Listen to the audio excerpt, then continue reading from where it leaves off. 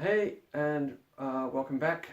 So, I've done a few of these vlogs about what it's like living with visual impairment and have asked for questions about anything that people are curious about. And I just received a question from my good friend Coco. Hey, and she's asked a curious one due to things that I've said to her in the past in conversation. And I think it deserves a bit of attention, so I'm going to give it its own video rather than incorporating the question into a sort of a broader package. One of the things I've noticed over the years since I lost my sight is that due to having had the ability to see for 9 years, and in that time being very artistic and all about looking at the natural world and colours and so on and so forth. When I'm speaking to people or looking at objects with my hands and so on, my brain, I think for whatever reason, maybe it's starved of visual input but still functioning as though there was visual input there. It makes sense, the visual cortex is still working, but the eyes aren't. I therefore, if I'm looking at an object or hearing a person speak or listening to music, so on, my brain will place a colour or occasionally a scent or taste along with what I'm hearing or touching. Sometimes actually it can just be a general sense of somebody that will trigger something, and that can occasionally help me to know whether or not I should trust a person, but that's a whole other sort of area of weirdness. However, to make this more solid for everybody, if you look at, say for example, this wallet that I'm holding. Now obviously, for a sighted person who's looking at this distinctly has a colour. For me, due to the basket weave effect of it and stuff that I was exposed to when I could see, it looks brown. It feels brown to me, I should say, to be clear. When I say looks, I mean feels.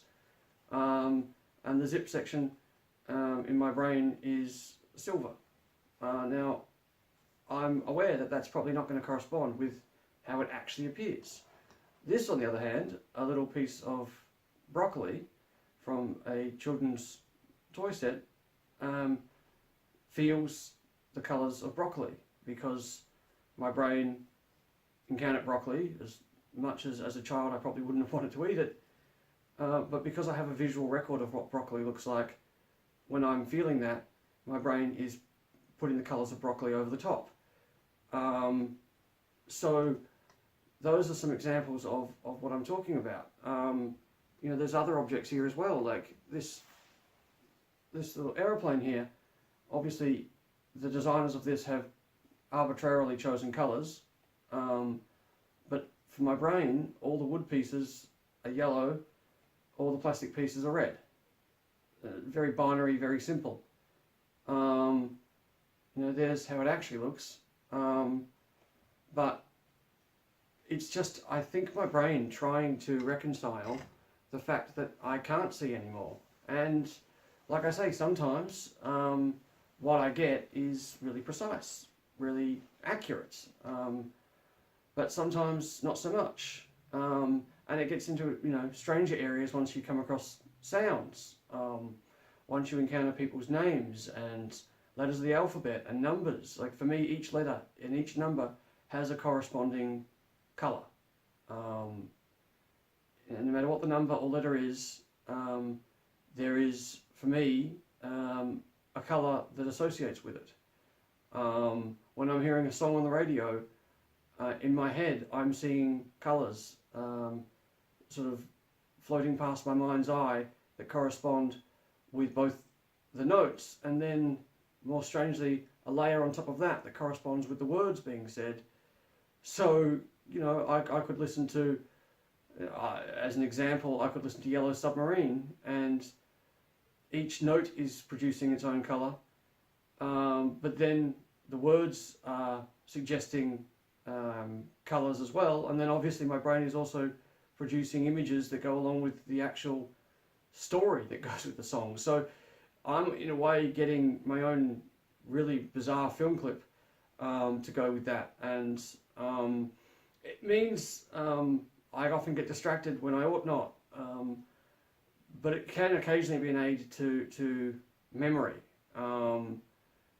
It hasn't actually helped me with mathematics at all because I suck with numbers.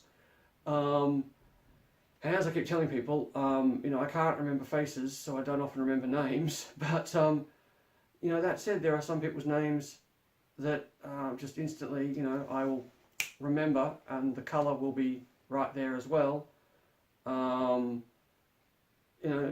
Coco, you've asked this question, so I'm happy to say, your name, for example, to me, it always comes up as the colour of honey straight out of a hive, and I can't even tell you why that is. It just the particular configuration of the sound, I guess, because obviously the word itself suggests very different imagery, and that doesn't even entirely correspond with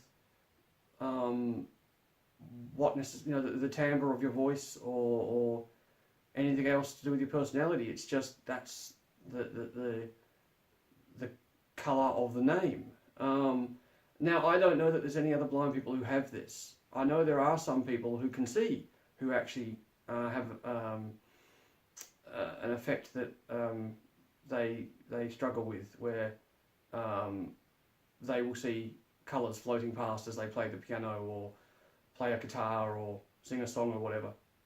And I don't know if that's associated with this or not, but this certainly did not affect me until after I lost my sight.